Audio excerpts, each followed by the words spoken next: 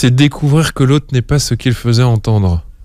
Et c'est-à-dire que ça, d'une certaine manière, on peut se rendre compte qu'on a construit cette notion d'amour sur une espèce de chimère, sur un espèce de mensonge. Moi, je trouve que cette notion, elle est très intéressante parce qu'on ne peut pas forcément imaginer que le partenaire a intentionnellement menti.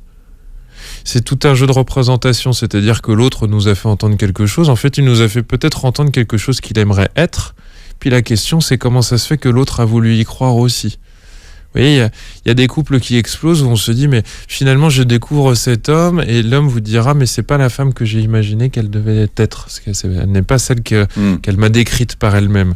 Donc, c'est intéressant ce moment où on passe de la passion à la construction.